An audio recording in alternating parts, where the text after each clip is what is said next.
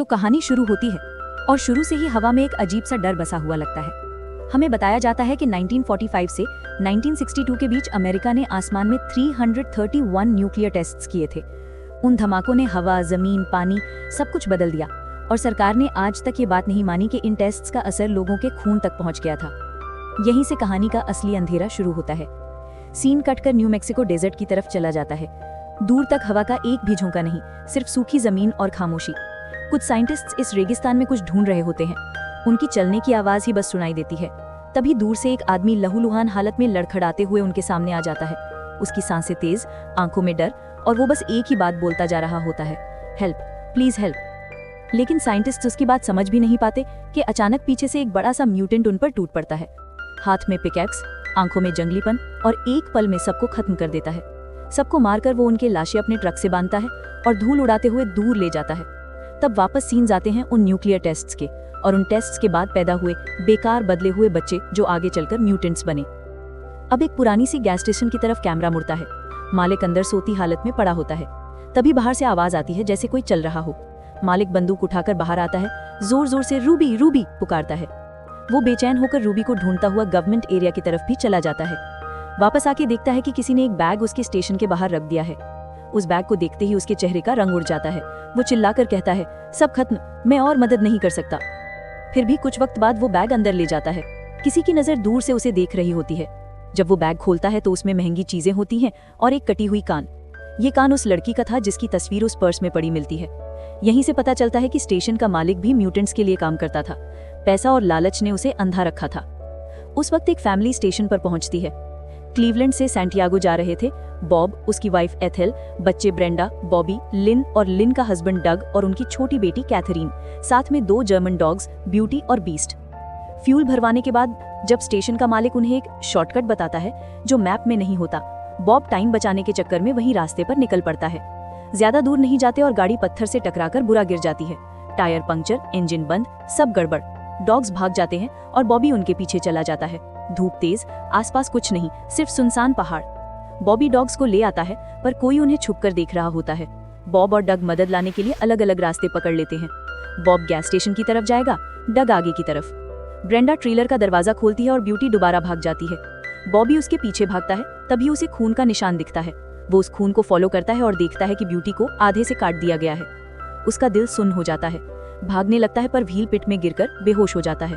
सामने एक अजीब सी बदली हुई लड़की बैठती है, रूबी। वो अलग थी, दिल की सीधी। बॉबी को बचाना चाहती थी अपने भाई गॉगल से, जो ऊपर बैठकर ब्यूटी का हिस्सा खा रहा था। उधर डग एक बड़े हॉल में पहुंच जाता है जहां बहुत सारी पुरानी टूटी फूटी गाड़ियां होती हैं। ये सब उन लोगों के थे जो इस एरिया में फंस गए थे। रात होती है और बॉब गैस स्टेशन पहुंचता है।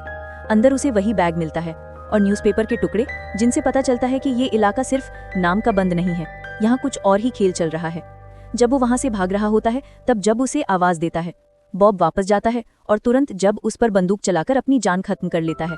बॉब सब समझ जाता है और गाड़ी स्टार्ट करके भागने लगता है, पर एक म्यूटेंट पहले से गाड़ी में चिपका होता है। वो बॉब को पकड़ लेता है, मारते हुए बेहोश कर देता है और उठा ले जाता है। इधर ब्रेंडा और बॉबी ट्रेलर में वापस आ जाते हैं।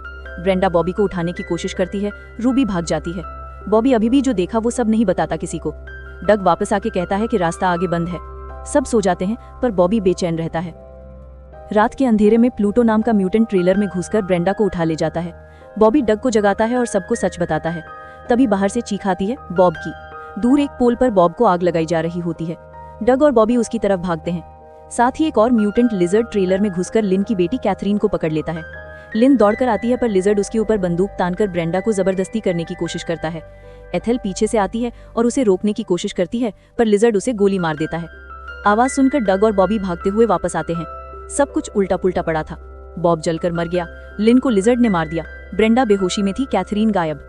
डग की आंखों में आग भर जाती है। उसे किसी ने उसकी बेटी छीन ली है, अब वो किसी को नहीं छोड़ेगा। सुबह होते ही डग बीस्ट को साथ लेकर पहाड़ों में बेटी को ढूंढने निकल जाता है।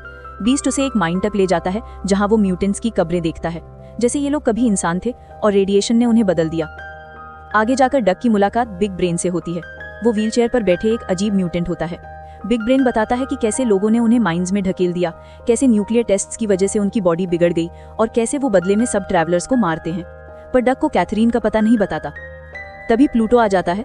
डग प्लूटो से जान की लड़ाई करता है, उसके 2 उंगलियां काट देता है और अंत में मार देता है।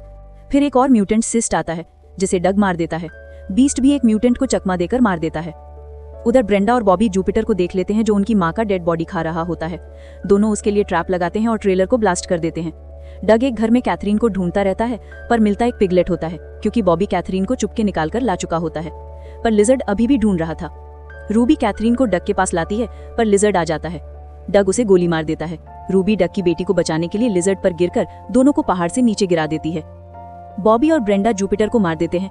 डग कैथरीन को गोद में लेकर वापस उन दोनों के पास आता है। बीस्ट साथ होता है। सब थके रो रो के टूट चुके हैं पर जिंदा हैं। पर दूर पहाड़ पर कोई टेलीस्कोप जैसा कुछ उन पर नजर रखा होता है और कहानी यहीं खत्म हो जाती है। पर डर का एहसास हवा में अभी भी बाकी रहता है।